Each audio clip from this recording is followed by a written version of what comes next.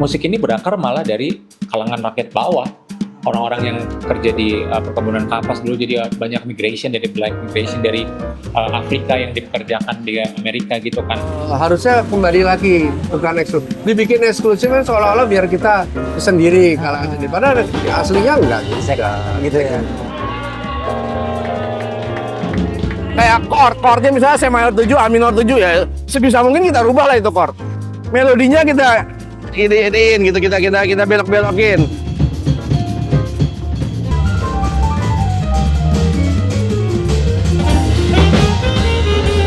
Kenapa kita bisa kesini? Melodinya jadi seperti apa? Ini lagu major bisa jadi minor, minor bisa jadi major, atau ya dibulak-balik sedemikian rupa bisa. Jazz, salah satu musik di Indonesia yang seringkali menghadirkan bayang-bayang tertentu. Tiket yang mahal, tempat yang mewah, dan orang-orang yang berpakaian rapi. Tapi, apakah jazz harusnya seperti itu? Gue bakal ngajak lu untuk ngobrol-ngobrol langsung sama orang-orang yang menghidupi musik ini dari hari ke hari. Gue Muhammad Agus, welcome to College Culture. Halo, nama saya Kevin Joshua. Saya founder dari Legato Jazz Club. Terus saya juga punya beberapa acara di bawahnya, ada Legato Jazz Camp, ada Legato Jazz Marathon. Saya juga pelaku di dunia jazz udah 15 tahun. Terus di luar sana kan jazz itu dilekat dengan stigma yang musik eksklusif, mewah gitu ya kok. Kalau dari kacamata lo sendiri, gimana sih stigma itu awal bisa muncul gitu? Ya, stigma itu awalnya muncul sebenarnya kalau kita mau runut back to history kan sebenarnya sangat berkebalikan kan. Jazz dari blues, terus musik ini berakar malah dari kalangan rakyat bawah. Orang-orang yang kerja di perkebunan kapas dulu, jadi banyak migration dari black migration dari Afrika yang dipekerjakan di Amerika gitu kan. Justru berkebalikan sama apa yang kita stigmakan sekarang. Mereka berangkat dari kolonial, semua berangkat dari rakyat bawah. Baru ketika swing era itu dikomersialisasikan oleh orang-orang kulit putih kan. Jadi lebih mewah, lebih anggun gitu. Memang secara perkembangan zaman stigma itu pasti tetap melekat. Tapi buat saya sendiri sih, jazz itu salah satu musik yang paling gampang menyesuaikan dengan kondisi. Karena memang dia gampang berakulturisasi dengan budaya sekitar. Jadi stigma itu boleh ada, tapi jangan dilupakan bahwa jazz itu nggak selalu dengan stigma eksklusif, bisa juga, nggak juga. Bisa, jadi memang dia bisa kemana aja. Saya di Sto, saya kebetulan punya usaha ini, kedai ini namanya kedai di Sto. Dan dari saya kebetulan memang dari pekerjaan awal saya memang musik. Jazz itu kan sebetulnya berawal dari musik-musik rakyat, ya kan? Makanya dia harusnya kembali lagi bukan eksklusif. Dibikin eksklusif kan seolah-olah biar kita sendiri kalangan sendiri. Padahal aslinya enggak gitu ya. Kenapa kita eksklusif? Karena terus kita kejar brand image itu. Termasuk cita rasa kan, brand image itu yang penting. Semua di produk kita juga jualan. Begitu ini udah terotak bahwa itu adanya di situ ya.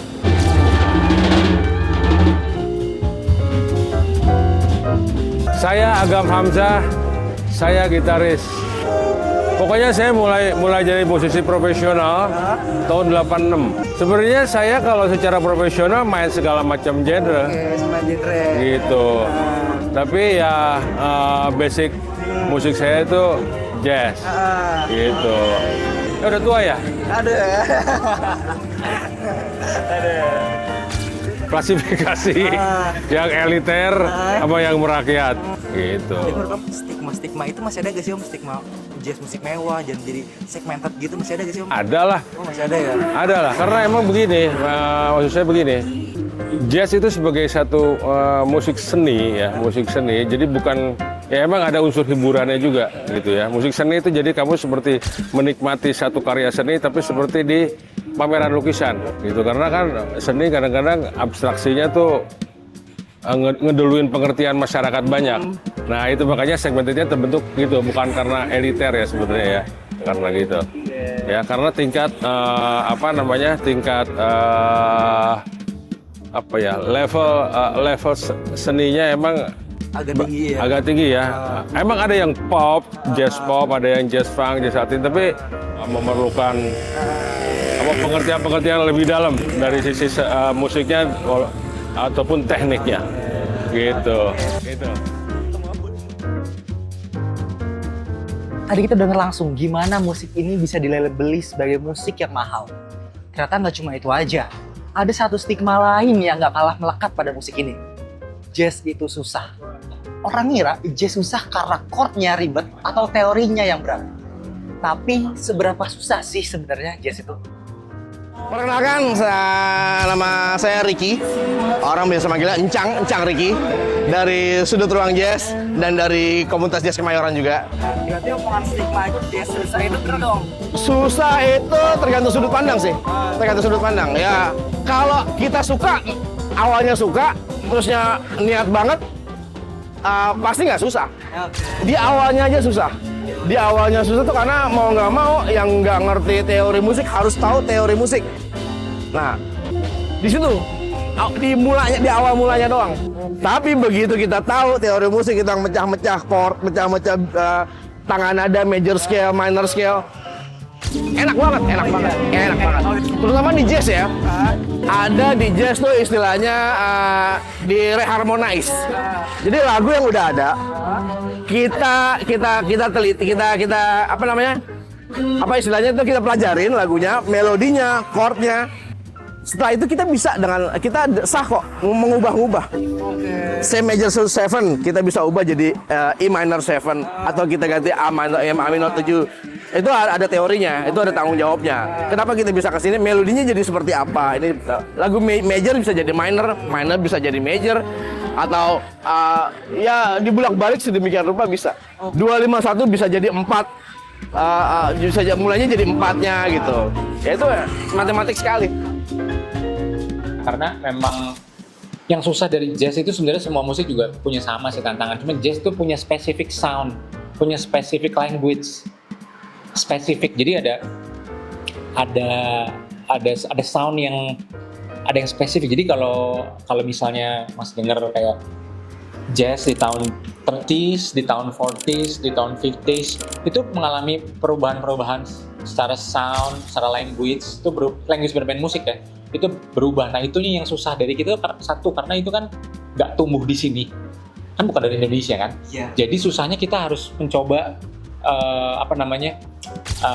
get deep ke sana gitu, per era. Nah itu memang kesusahannya mungkin itu, karena kalau di sini, kalau yang saya lihat selalu jazz itu, yang penting teorinya, yang penting susah, yang penting itu bukan itu sebenarnya. Kalau menurut saya, kamu harus get deep soundnya dulu, dan itu memang the hardest part sih. Susah language-nya, karena nggak segampang baca baca not balok, nggak sebaca itu. Jangan lupa ya, adanya not balok, adanya itu memang mempermudah, tapi jangan lupa adanya semua itu tuh mendegradasi aslinya. Iya dong, mendegradasi aslinya. Kita ada musik terus ditulis, ya udah pasti beda. Lupakan lah. Makanya paling benar kalau orang mau start belajar jazz, denger, bukan baca. Dengerin secara komprehensif gitu, baru direnungin dulu cara mainnya gimana. Karena itu memang the whole different things. Orang banyak salahnya belajar jazz, yang penting saya tahu mayor 7 itu, ya semua orang pop juga main mayor 7 kok, orang funk juga main mayor 7, nggak ada masalah juga. Jadi bukan itunya poinnya, yang harus didengerin itu how they play, gimana soundnya, gimana language-nya, itu yang susah. Tantangan utama menurut saya itu sih. Jadi mereka harus start dari listen, nggak ada cara lain menurut saya ya. Maksudnya setelah selama ini saya belajar, tanya-tanya orang, nggak ada. Back to the records, duduk diem, dengerin, nggak ada lagi. Yang lain tuh cuman suplemen aja, tambahan aja. Dari yang gue lihat, pemain jazz tuh bisa langsung nyambung satu sama lain. Padahal sebelumnya nggak pernah latihan bareng. Pasti ada semacam kode yang cuma mereka ngerti. Tapi apa ya? Ada kebiasaan secara internasional, secara dunia di dalam jazz itu yang sama. Ya. Kebiasaan atau apa disebutnya ya kalau kebiasaan itu ya. Maksudnya aturan-aturan yang tidak dibakukan tapi orang jazz itu pasti tahu. Oke, main lagu apa? Desafinado. Oke, semua pasti tahu kalau orang jazz Desafinado lagunya Antonio Carlos Jobim. Yang nggak pernah main buka aja real book. Ya kan chordnya ada di situ, melodinya ada di situ. Gitu. Terus ya udah, mainin bareng. Siapa yang megang tema? Biasanya megang tema lagu itu biasanya kalau nggak vokal, ya alat tiup, ya piano yang ada unsur melodinya. Gitu. Udah main bareng. Intronya seperti apa? Siapa yang mulai? Pada saat tema lagunya tuh formnya tuh AABA kah atau ABAC kah, nah itu semua udah tahu, udah ngerti. Misalnya Take the A Train, lagu Take the A Train, formatnya tuh form lagunya itu AABA, A1, A2, B, A3. Kalau di musik, ini gue jadi kayak workshop ya. Kalau di musik pop itu kayak verse 1, verse 2, ref, verse 3. A1, A2, B, A3. Nah gitu. Ya udah. Setelah mainin tema lagu, abis gitu solo. Siapa yang mau solo duluan? Siapa yang mau solo duluan udah on the spot aja. Saat itu juga saya by the moment aja. Bisa tiba-tiba si solois gue solo duluan. Oke. Solo itu satu bagian lagu disebutnya satu chorus. Oke, solonya berapa? Gantian siapa pianis solo. Habis gitu vokalis cat singing. Habis gitu ada trade 4. Trade 4 itu bergantian solo. Piano dulu solo misalnya, terus drum solo. Trade 4 itu trade 4. Bergantian 4 bar. 4 bar si pianis solo, 4 bar si drummer solo, 4 bar saxophone solo, 4 bar drummer solo. Sampai form lagu itu habis, tiba-tiba di solo pada saat solo gitar tuh mati. Itu lagi di bar keberapa tuh mati, set, udah. Nah, karena kita kebiasaan, udah tahu ini lagi di bar mana nih, kita terusin aja. Tapi begitu nyampe atas, lampu belum nyala, ya udah kita tahan di atas. Dan anggap aja itu intro drummer main terus gitu ya. Tapi begitu lampu nyala segala, udah semua kalah nyanyi. Tema solo, terusnya tema trade 4, terus tema lagi. Habis itu koda, ending lagunya gimana? Ditentukan.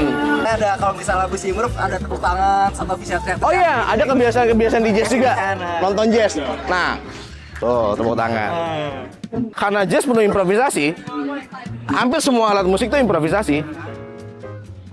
Setiap si improvisator itu, yang improv itu, yang pada saat solo itu kelar, kita tepuk tangan, menghargai dia. Dia itu lagi udah selesai solo nih, dia berkarya di atas karya itu, di atas karya yang lain. Dia interpretasi dia terhadap lagu itu dia tuangkan lewat solonya dia. Kita menghargai dia, kita tepuk tangan. Gantian yang solo lagi, kita tepuk tangan. Ganti siapa solo lagi, kita tepuk tangan. Gitu. Dari tadi kita lihat, jazz itu punya aturan-aturan yang nggak tertulis, tapi semua orang jazz pasti tahu. Paradoksnya, musik ini justru paling sering disebut sebagai musik kebebasan. Sebenarnya, seberapa bebas sih musik jazz itu? Setuju, ada enggaknya juga. Ya, kebebasan bukan yang bebasan tapi jangan lupa tetap ada batas. Itu yang udah mulai pudar menurut saya. Kebebasan setuju, tapi ada batas dong. Iyalah, masa bebas nggak ada batas juga. Akhirnya banyak orang yang saking improve akhirnya keluar dari jazznya dan mengawal ke jazz. Ini kayak dia udah keluar apa sih? Kalau menurut saya jadi memang ada beberapa parameter sih. Pertama, swing feel. Musik jazz itu berevolusi kan, terus swing, bebop, hardbop, post-bop. Tapi benang merahnya tuh ada. Mereka tetap swinging, feel-nya tetap swing gitu. Sorry to say, mereka bisa main asal terus bilang saya main jazz. Tapi udah nggak ada relasinya sama history.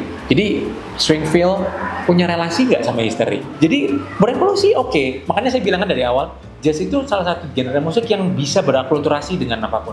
Makanya lihat deh, jazz plus apa? Selalu ada kan? Fusion, jazz plus rock, fusion. Jazz plus apa? Karena memang dia gampang. Tapi ingat, gampang ini tetap ada rules-nya kan? Bisa. Yang bedain, oh ini musik biasa nih, ini musik jazz nih. Nah ini mesti contohin. Oh harus contohin, harus main. Contohin gitu, kalau diomongin doang kan susah. Iya. Genre jazz sekarang udah berapa ya Om? Oh banyak. Musik yang subgenrenya paling banyak di dunia itu jazz. Ya, karena mereka improvisasi terus ya Om. Nah itu ya, dan nggak tahu kenapa si musik ini punya daya keluasan, fleksibilitas untuk bisa kolaborasi dengan musik lain. Itu loh dengan apa aja, dengan Sunda kayak Krakatau ya. Terus kayak siapa lagi, Dewa Bujana pakai Bali. Banyak sekali musik-musik Indonesia yang dibikin jazz gitu dengan karya orisinal. Nah itu. Berarti semua musik sebenarnya bisa di jazzin ya Om? Apa gitu tuh? Kayak iya. Oh bisa ya? Iya, sebagai besar bisa lah. Sebenarnya besar bisa. Jazz sudah terbukti bisa beradaptasi dan masuk ke budaya manapun. Di Indonesia pun begitu. Krakatau sama musik Sunda, Dewa Bujana sama Bali. Tapi fleksibilitas itu belum otomatis bikin jazz terasa dekat buat kebanyakan orang di Indonesia. Lantas, apa yang berbeda antara cara kita sama orang luar negeri dalam mengapresiasi jazz? Audiens sini sama luar, mereka tuh udah lebih tahu gimana cara mengapresiasi musik ini. Karena mereka udah tumbuh dari musik-musik yang mereka udah ngerti cara apresiasi, kapan mereka harus tepuk tangan, mereka harus diem ketika kita main. Oh lagi solo ada yang merat. Jadi mereka udah tahu rules yang unwritten-nya tuh mereka udah tahu. Karena memang udah tumbuh, mereka dari kecil udah dibawa nonton konser gitu. Jadi, bukan soal musiknya yang susah atau mahal, tapi soal kultur yang belum tumbuh. Dan kalau kulturnya belum tumbuh, berarti jazz di sini harus dibuat semudah dan seterbuka mungkin. Nah, makanya banyak acara-acara seperti ini, jam session jazz. Ya gue selalu datang, acara komunitas selalu datang, support. Karena gue suka jazz. Kenapa? Hidup udah susah, jazz harus mudah. Itu kata guru saya almarhum Beben Jazz. Dari semua obrolan tadi, gue nangkap satu benang merah. Jazz itu lahir dari rakyat, punya bahasanya sendiri, bebas, tapi tetap ada aturan mainnya. Dan kata almarhum Beben Jazz, jazz itu harusnya mudah. Tapi ya gitu, gampang di omongan, nggak segampang itu di kenyataan. Selalu ada orang-orang yang diam-diam membukain pintu buat siapa aja yang pengen masuk ke dunia ini. Dan mereka ini yang mau gue temuin satu persatu. Itu yang bakal gue cari tahu selanjutnya.